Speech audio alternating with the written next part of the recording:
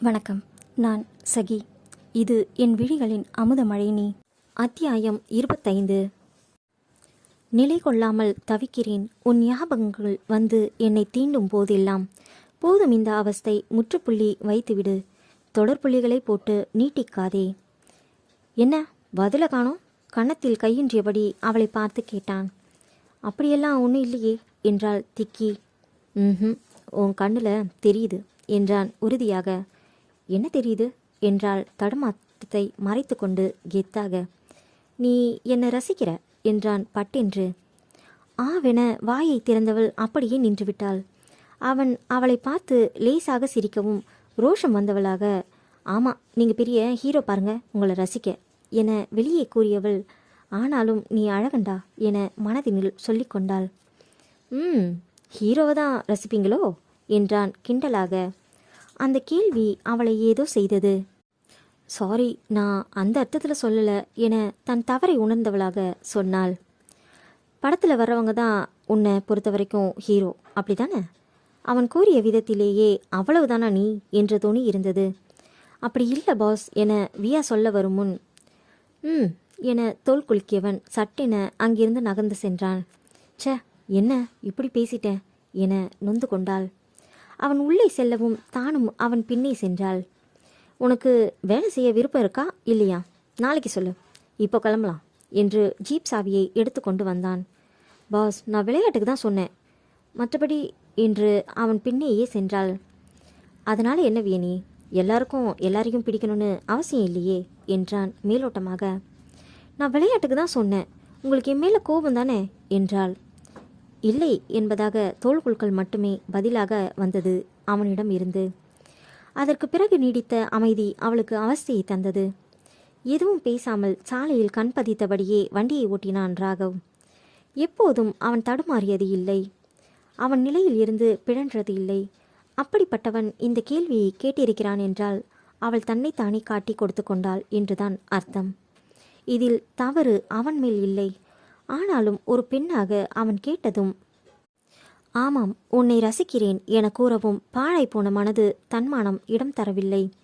அப்படியே உன்னை பிடிக்காது என்று மனமாற கூறவும் பேதை மனம் துணியவில்லை. இருதலை கொள்ளி எறும்பாக தவிக்கும் நிலையை அவளே உண்டாக்கி கொண்டாள். ஏன் இந்த அவஸ்தைப்பட வேண்டும்? விட்டு விலகிச் செல்ல கால்கள் துணித்த போதும் இதயம் தயங்கியே அவன் புறம் சாய்கிறது. இருள் சூழ்ந்த பாதையின் வளைவுகளில் செல்ல செல்ல அவளின் அடிவயிற்றில் ஏதோ கலவரம் உண்டாகி கொண்டிருந்தது. வேகம் குறைவாகவே இருந்த போதும் ஏனோ அந்த கொண்டி ஊசி வளைவுகளில் அவளால் தன்னை கட்டுப்படுத்தி கொள்ள முடியவில்லை. எதிரே வரும் ஒரு சில வாகனங்களை இருளில் காணும்போது ஏதோ ராட்சசன் கண்களில் நெருப்பு கங்குகளோடு ஓடி வருவது போலவே தோன்றியது. கரிய இருளில் அந்த வளைவுகளில் பயணிப்பது எல்லோருக்கும் இயல்பான காரியமல்ல. அதுவும் வியனிக்கு சாத்தியமானது அல்லவே அல்ல. பயப்பந்து உடலெங்கும் உருண்டு கொண்டிருந்தது. அந்த மலைப்பகுதியின் குளிரையும் தாண்டி லேசாக முகம் வியர்க்க துவங்க வண்டியின் கம்பியை இறுக பற்றி கொண்டு அமர்ந்திருந்தாள். திடீரென வண்டியை ஓரமாக நிறுத்தியவன் அவளை நாடி பிடித்து தன்புறம் திருப்பினான். அவன் தீண்டலில் கொஞ்சம் தெம்பு வந்தவள் அவனை பார்த்து லேசாக புன்னகைக்க முயன்றாள். அவன் அந்த இருளை பார்த்து பயம் கொள்வது அவள் முகமாற்றத்திலேயே கண்டு கொண்டான். சீக்கிரம் போயிடலாம் என்றான் கனிவாக. சரி என்பது போல தலையசைத்தாள். சற்று தொலைவு செல்லவும் வாகனங்கள் ஆங்காங்கே நின்றிருந்தன. மலைப்பகுதிகளில் அடிக்கடி ஏற்படும் நிகழ்வுதான் மண் சரிவு. பாதையில் பாறைகள் கற்கள் சிதறி கிடக்க ஒரு சில மரங்களும் வேரோடு சரிந்து கிடந்தன. எதிர் சாலையிலும் வண்டிகள் நகர முடியாமல் நின்றது. கட்டை விரலும் ஆள்காட்டி விரலும் கொண்டு நெற்றியை தேய்த்தவன் இவளை பார்த்தான். அந்த வழியாக வந்த ஒருவர், காலையில் தான் வந்து சரி பண்ண முடியும்னு சொல்லிட்டாங்க தம்பி, திரும்பி போக வேண்டியதுதான் என்று கூறியபடியே தனது இரு சக்கர வாகனத்தில் சென்றார். நான் வேணும்னா உன்னை அந்த பக்கம் திரும்பி போகிற வண்டியில் ஏற்றி விடுறேன், போறியா என்றான் இவளை பார்த்து. மாட்டேன் என்பது போல தலையாட்ட, சரி வா நானும் வரேன் என கூறி இருவரும் இறங்கி நடக்க துவங்கினர். ஆனால் அவர்கள் நேரம் அந்த நேரத்தில் அங்கே நின்றது எல்லாமே சரக்கு வாகனங்கள்தான். அவை திரும்பி போக முடியாத கனரக வாகனங்களாக இருந்தது. குறுகிய வளைவுகள் உள்ளதால் வண்டியை அவ்வளவு எளிதாக திருப்ப இயலாது. அதுவும் அந்த இருள் வெளியில் முடியவே முடியாது. எப்படியும் பூம்பாறையிலிருந்து 7 கிலோமீட்டர் வந்திருந்தனர். ஆனால் இன்னும் கிட்டத்தட்ட 10 கிலோமீட்டர் போக வேண்டும். ராகவ் உடன் வந்தாலாவது செல்லலாம். ஆனால் அதற்கும் இப்போது வழி இல்லை என்றாகிவிட்டது. வாகனம் எதுவும் திரும்பி போகாமல் இவர்களால் செல்ல முடியாது. வியனி கையை பிசைந்தவாறு நிற்க, இனி நீதான் சொல்ல வேண்டும் என்பது போல பார்த்தான். உங்க எஸ்டேட் வீட்டுக்கே போகலாம் என்றால் ஒரு வழியாக. உனக்கு பிடிக்கலனா வேண்டாம், ஜீப் லாக் பண்ணிட்டு இங்கேயே இருக்கலாம். காலையில் உன்னை கொண்டு போய் விடுறேன் என கூறினான். இல்லை, நாம் உங்கள் வீட்டுக்கே போகலாம். என்னால் இந்த இருட்டில் இருக்க முடியாது என்றால் அவனை நெருங்கி நின்றபடி. அவள் பயந்திருப்பது நன்றாக தெரிந்தது. ஆதரவாக அவள் கையை பற்றியவன் வண்டியில் ஏற்றிவிட்டு தானும் ஏறிக்கொண்டான். அவனது ஜெர்க்கின் எடுத்து அவளுக்கு போர்த்திவிட்டு வண்டியை கிளப்பினான். அடுத்த அரை மணி நேரத்தில் ராகவின் வீட்டுக்கே திரும்பவும் வந்து நின்றார்கள். அவன் வீட்டில் அவனை தவிர வேறு யாரும் இல்லை என்பது அவள் அறிந்ததே. உள்ளே நுழையவும் ஹீட்டரை ஆன் செய்தவன் அங்கே உட்காரு என்று ஒரு சோஃபாவை காட்டினான். பிறகு உள்ளே சென்றவன் உடை மாற்றிக்கொண்டு வந்து வேறு ஒரு அறைக்குள் புகுந்து கொண்டான். இரு கைகளையும் தேய்த்து கன்னத்தில் வைத்தபடி உடலை குறுக்கி அமர்ந்திருந்தாள் வியனி. திடீரென தன் முன் சூடான பானம் இருக்கவும் நிமிர்ந்து பார்க்க, குடி, கொஞ்சம் குளிர் குறையும் என்றான். அதை வாங்கி கொண்டவள் வாசனை வித்தியாசமாக இருக்கவும் முகர்ந்து பார்த்தாள். அது வேற ஒன்றும் இல்லை, அதில் கொஞ்சம் பிராண்டி கலந்திருக்கேன் என்றான் எதிரி அமர்ந்தபடி. எது? அதிர்ந்து விழித்தவளை பார்த்து, எதுக்கு இவ்வளோ ஷாக்? இப்போதைக்கு இதுவும் மருந்து தான் என்றான் டிவி ரிமோட்டை எடுத்து ஆன் செய்தபடி. எனக்கு வேண்டாம் என அவள் கீழே வைக்க, சரி விடு என திரையில் பார்வையை பதித்தான். என்ன இப்படி பட்டுன்னு விட்டுட்டாரு? அவ்வளவுதானா அக்கறை சக்கரை எல்லாம்? மனம் மருகியது. இதை குடிச்சா மயக்கம் வருமா? தயங்கியபடியே கேட்டாள். ஆமாம் என்றான் அவளை பாராது. என்ன இவரு இப்படி பண்றாரு என நினைத்தவள், நான் போய் டீ போட்டுக்கிறேன் என்றபடி எழுந்து போக அவள் கரம் பற்றி இழுத்தவன் தன் அருகில் அமர வைத்தான். சரி, உனக்கு இதுதான் வேண்டாம், அப்போ என்ன கட்டுப்பிடிச்சுக்கோ, சூடு ஏறும் என்றான். அவள் அவனை முறைக்கவும், இதில் என்ன தப்பு இருக்கு? எஸ்கிமோக்கள் தெரியுமா? குளிருக்கு இதமாக அவங்க வளர்க்குற செல்ல பிராணிகளை கட்டி பிடிச்சு தூங்குவாங்களாம். அது என்ன தப்பா என்றான். அதுவும் இது போலத்தான். உங்கள் சரி தப்பு உங்களோட வச்சுக்கோங்க என கூறி கோபமாக எழப்போனாள். ஆனால் அவளால் முடியவில்லை. ஒரு கையால் அவளை இறுக்கிக் கொண்டு மறு கையால் அவன் கொண்டு வந்த பானத்தை வாயருகே கொண்டு வந்து நீட்டினான். தலையாட்டினாள். பார்வியூ, ஒன்று இதை குடி, இல்லை நான் சொன்ன 2வது வழிதான், உனக்கு வேற ஆப்ஷன் இல்லை என்றான். ஐயோ, இப்படி மாட்டிக்கிட்டேனே என நினைத்தவள், இதை குடிச்சிட்டு ஏதாவது ஒரு ரூம்குள்ளே ஓடி போய் படுத்துக்க வேண்டியதான் என முடிவு செய்து கொண்டாள். என்ன முடிவு பண்ணிட்டியா என்றான் புன்னகையுடன். என்றவள் கை நீட்டி அதை வாங்க போக அவள் கையை தடுத்துவிட்டு அவனை புகட்டி விட்டான். வாயில் வைத்த பிறகே கொஞ்சம் கொஞ்சமாக அதன் வாசனையும் சுவையும் உணர முடிந்தது. வேகமாக குடித்து முடித்தாள். இஞ்சியும் லவங்கப்பட்டையும் சேர்த்து கொதிக்க வைத்து அதில் தேன் கலந்து தயாரிக்கப்பட்ட தேநீர் அது. குளிர்காலத்தில் உடலின் வெப்பத்தை தக்க வைத்து கொள்ள இது உதவும். வியனி உடலில் குளிர் அதிகமாக இருக்கவும் வெப்பம் குறைந்து வர அதை போக்கவே இந்த பானத்தை தயாரித்து தந்தான். வேண்டுமென்றே அவளை வம்பிழுக்கவே அதை மதுபானம் என கூறி குடிக்க வைத்தான். அந்த தேநீரின் சுவையும் அதன் தரமும் அறிந்ததும் அதை குடித்து முடித்தவளின் உடலில் புதுவித உற்சாகமே வந்திருந்தது. குடித்து முடித்து அவனை பார்க்க கண்களில் மாய கண்ணனின் குறும்பு பார்வை கொண்டு இவளை பார்த்தவன், என்ன மயக்கம் வருதா என சிரிப்பு கொப்பளிக்க கேட்டான். இல்லை என கூறியவள் அவனின் மீது மிச்சமிருந்த தயக்கமும் மாயமாகிட தோளில் சாய்ந்து கொண்டாள். இதமாக அணைத்து கொண்டவன், பயமா இருக்கா என்றான் மென்குரலில். அவன் குரலின் மென்மை அவனுக்கே புதிராய் இத்தனை மென்மையாய் ஒலித்ததை நம்ப முடியவில்லை. இவள் அருகில் அவன் தன் வசம் இழந்து கொண்டிருப்பதை முழுதாய் உணர்ந்து கொண்டான் ராகவ் கிருஷ்ணா.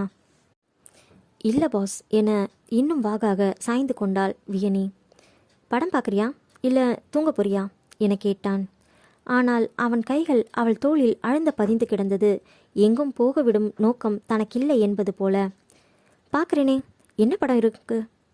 Italian movie. பார்க்கலாமா? ஓ, உங்களுக்கு இத்தாலி தெரியுமா என்றாள். அவளை புருவம் சுருக்கி பார்த்தவன், நம்ம நாட்டில் இருக்கிற மொழிகளில் பலதும் நமக்கு புரியறதில்ல, அதுக்காக அந்த படங்களையெல்லாம் பார்க்கறது இல்லையா என்ன? தவிர இதில் சப்டைட்டில் இருக்குது, பார்த்தா புரிய போகுது என்றான். ஏன் பாஸ், நான் படத்தை பார்ப்பேனா இல்லை சப்டைட்டில் படிப்பேனா என்றாள் சலித்தபடி. அதுவும் சரிதான், முதல்ல படத்தை பாரு, புரியாத இடத்துல சொல்லு, ஸ்டாப் பண்ணி பார்க்கலாம் என்றான். அப்படி என்ன படம் பாஸ் அது? உலக காதல் கவிதை, ஒயிட் நைட்ஸ். தஸ்தோவெஸ்கி எழுதின நாவலை தழுவிய எடுக்கப்பட்ட படம். லவ் ஸ்டோரியா? அலட்சியமாக கேட்டாள். ஆமாம், ஆனால் அதை சொல்கிற விதம் இருக்குல்ல, வேற லெவல். பார்த்தா உனக்கே புரியும்.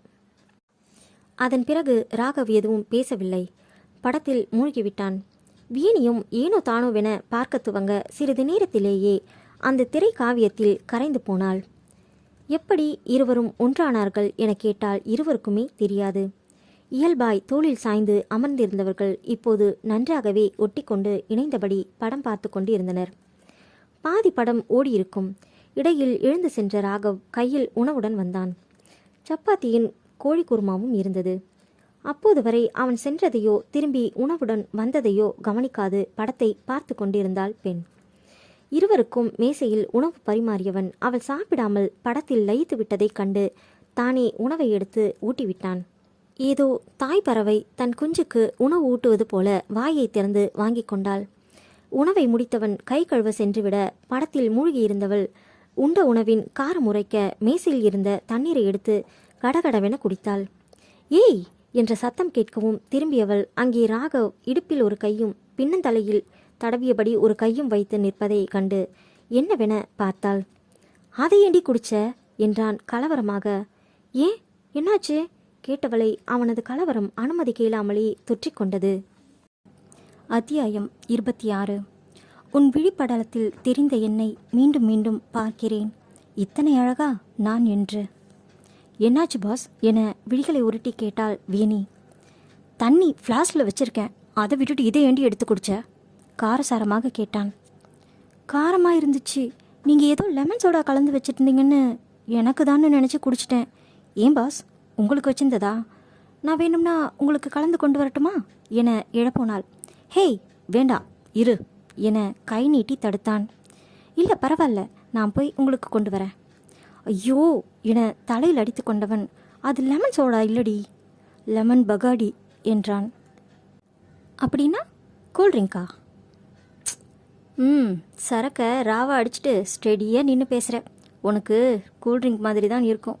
ஏற்கனவே அடிச்சிருக்கியா என்றான். என்னது சரக்கா? ஏன் பாஸ், நீங்கள் குடிப்பீங்களா? ஏன் என்கிட்ட சொல்லவே இல்லை? இப்போ என்னையும் குடிகாரி ஆக்கிட்டீங்களா என கத்தினாள். ஆமாம், நான் குடிச்சிட்டு ரோட்டில் விழுந்து கிடக்கிறேனா எல்லார்கிட்டையும் சொல்லிட்டு இருக்க? உன்னை யார் அதை எடுத்து குடிக்க சொன்னது? இல்லை, நீங்கள் திட்டம் போட்டு என்னை குடிக்க வச்சிட்டீங்க. எங்கள் அப்பாவுக்கு தெரிஞ்சால் எவ்வளோ வருத்தப்படுவார தெரியுமா என தேம்பினாள். நீ ஏன் உங்கள் அப்பா கிட்ட சொல்கிற? மறைச்சிடு, நானும் சொல்ல மாட்டேன். அப்புறம் எப்படி தெரியும் என்றான் புன்னகையுடன். என்னது மறைக்கிறதா? எங்கள் அப்பா என்ன ஊர்லையா இருக்காரு? சாமி கிட்ட இருக்காரு. அவருக்கு இந்நேரம் எல்லாமே தெரிஞ்சிருக்கும். என்னை பற்றி என்ன நினைப்பாரு? அப்பா சாரிப்பா, சாரி, இனிமே சரக்கு ராவா அடிக்கவே மாட்டேன்ப்பா என அழுதாள். அப்போது தண்ணி கலந்து அடிக்க போறியா? அதுக்கு தான் பெர்மிஷன் கேட்குறியா? கேடிடி நீ, பொய் சொல்லாமல் சொல்லு. ஏற்கனவே குடிச்சிருப்ப போல இவ்வளவு தில்லா நின்று பேசுகிறத பார்த்தா அப்படி தான் தோணுது என்றான் நாடியை தட்டிக்கொண்டே. அச்சுச்சோ அப்பா, பார்த்தீங்களாப்பா, பாஸ் கூட என்னை தப்பாக நினைக்கிறாரு. நம்பலை, நீங்கள் தானே சொன்னீங்க. நீ யாரை நம்புறியோ இல்லையோ, நடுவில் விக்கல் வர நம்பலாம்னு சொன்னீங்க என வார்த்தையை முழுங்கியபடி சொன்னாள். இப்போ நான் என்ன பண்ணுறது? இருங்க வரேன் என எழுந்தவள் வேகமாக வந்து, பாஸ் உங்கள் மேலே ப்ராமிஸ், அது சரக்குன்னு எனக்கு தெரியாது என ஒரு குதி குதித்து அவன் தலையில் கை வைத்து அடித்துவிட்டு அவன் மீதே சரிந்தாள். அவளை கீழே விடாமல் தன்னுடன் சேர்த்து தாங்கிக் கொண்டவன், இது வேறையா என கையால் தலையை தடவிக்கொண்டான். ஏண்டி சத்தியம் பண்ணுற, அதுக்கு நான் தான் கிடைச்சனா? உங்கள் அப்பா மேலேயே அந்த சத்தியத்தை பண்ண வேண்டியது தானே என்றான் கடுப்பாக. லூசு பாஸ் நீங்கள், அப்பா தான் இங்கே இல்லையே, அப்புறம் எப்படி ப்ராமிஸ் பண்ண முடியும்? அதான் நீங்கள் இருக்கீங்களே, அதனால தான் உங்கள் தலையில் என மீண்டும் அவன் தலையில் கை வைக்க போக அவள் கையை பிடித்து தடுத்தவன், போதும் என்றான் அழுத்தமாக. இன்னும் ஒரே ஒரு வாட்டி என ஆள்காட்டி விரலை நீட்டி கெஞ்சினாள். இங்கே பாருடி, இதுதான் ஃபர்ஸ்ட் டைம் என்னையே ஒருத்தர் குடிச்சிட்டு கலாய்க்கிறது. போதும் நிறுத்திக்கோ, முதல்ல இங்கே உட்காரு, வரேன் என உள்ளே சென்றான். அப்போது பார்த்து அவள் மொபைல் ஃபோன் அலறியது. யாரோ நீ எங்கிருந்து வந்தாய், என் நெஞ்சில் சிறகு தந்தாய், யாரோ நீ பூந்துயிலில் வந்தாய், என் கண்ணில் கனவு தந்தாய். பாடல் ஒலிக்க ஓடி வந்து அதை எடுத்தாள். அவள் காதில் வைத்து ஹலோ சொல்ல அடுத்த நொடி அவள் கையில் இருந்து ஃபோனை பிடுங்கி இருந்தான் ராகவ். நம்பர் பார்த்தான். ஸ்கூல் என இருந்தது. அப்படியே ஃபோனை அணைத்து சுவிட்ச் ஆஃப் செய்து தனது பாக்கெட்டில் போட்டுக்கொண்டான். பாஸ், ஃபோன் கொடுங்க, நான் பேசணும் என அவன் பாக்கெட்டில் கை வைக்க போக பின்னால் நகர்ந்தவன், வியூ, நீ இப்போ சரியில்லை, யார்கிட்டையும் பேச வேண்டாம் என்றான். இதனால் அவள் மரியாதை கெடுவதும் மற்றவர் யாரும் அவளை தவறாக நினைப்பதும் அவனுக்கு விருப்பமில்லை. சொல்லப்போனால் அவன் மற்றவர்கள் பற்றி கவலைப்படுபவன் அல்ல. ஆனால் அது வியனி விஷயத்தில் முற்றிலும் மாறுபட்டு இருந்தது. மற்றவர் முன் அவள் எக்காரணம் கொண்டும் தலை குனியக்கூடாது என்பதில் உறுதியாக இருந்தான். பேச வேண்டாமா? ஏன்? அப்போ நீங்கள் என்ன கடத்தி வச்சிருக்கீங்களா? என்ன பாஸ், சொல்லவே இல்லை என கண்ணடித்து சிரித்தாள். இவனுக்கும் சிரிப்பு வர, ஆமாம், கடத்தி வச்சிருக்கேன், ஆனால் இங்கே இல்லை, இங்கே என இதயத்தில் கை வைத்தான். தன்னை அறியாமலே அவன் அவ்வாறு செய்திருந்தான். வியனி எப்போதோ அவன் இதயத்தில் உறைந்த உதிரமாகிவிட்டாள், அவனை அறியாமலே. ஓ என யோசிப்பது போல செய்தவள், எங்க காட்டுங்க என அவன் சட்டையில் கை வைத்து இழுத்தாள். சட்டென அவள் கையை தடுத்து விட்டவன், இது வேலைக்காகாது, இவர் ரொம்ப டெம்ப்ட் பண்ணுறா என கூறி, வியூ, இங்கேயே உட்காரு, நான் இப்போ வரேன், அது வரைக்கும் எதுவும் பண்ணாத, சரியா என்றான். அப்போ ஃபோன் தாங்க, அப்போதான் சொன்னதை கேட்பேன் என கை நீட்டினாள். இரு என கூறி அவள் ஃபோனை எடுத்தவன் ஏர்பிளேன் மோடில் போட்டு அவளிடம் தந்தான். அதை வாங்கி கொண்டு வாயில் விரலை வைத்தபடி சோஃபாவில் அமர்ந்தாள். புன்னகையுடன் அவளை திரும்பி பார்த்து கொண்டே சென்றவன் அவசரமாக எலுமிச்சம்பழத்தை எடுத்து பிழிந்து நீர் விட்டு உப்பு சர்க்கரை சேர்த்தான். அதை பருகினால் கொஞ்சம் அவளது போதை தெளியக்கூடும் என நினைக்கையிலேயே மீண்டும் அவள் ஃபோனில் பாடல் ஒலித்தது. ஏர்பிளேன் மோடில் போட்டு தானே கொடுத்தேன், எப்படி கால் வருது, எடுத்துட்டாலோ என அவசரமாக ஓடி வந்தான். வந்தவன் அப்படியே சிலையென உறைந்து நின்றான். அடர் நீல நிறத்தில் ஓரங்களில் பிங்க் வண்ண பார்டர் கொண்ட அனார்கலி உடை. அதன் துப்பட்டா சோஃபா மீது கிடக்க அவள் அணிந்திருந்த ஸ்வெட்டர் கீழே கிடந்தது. கண்கள் ஆச்சரியத்தில் விரிய அப்படியே பார்த்திருந்தான். இசைக்கு ஏற்றபடி இடையை வளைத்து நடனமாடிக்கொண்டிருந்தாள் வியனி. யாரோ நீ எங்கிருந்து வந்தாய், என் நெஞ்சில் சிறகு தந்தாய், யாரோ நீ பூந்துயிலில் வந்தாய், என் கண்ணில் கனவு தந்தாய். இந்த வரிகளில் சட்டென திரும்பியவள் இவனை பார்க்க அந்த பார்வையில் உடலின் மொத்த செல்லும் ஆட்டம் கண்டது ராகவிற்கு. என்னடி இப்படி பார்த்து கொள்ற என வியந்தான். வியூதானா இது என ஒரு நொடி திகைக்க வைத்து மீண்டும் ரசிக்க வைத்து கொண்டிருந்தாள் பெண்ணவள். கை நீட்டி அவனை குறிப்பிட்டு ஆடியவளை நெருங்கவும் முடியாமல் விலகி நிற்கவும் முடியாமல் தடுமாறினான். அவன் ஒன்றும் உத்தமன் என தன்னை காட்டிக்கொள்பவன் அல்ல.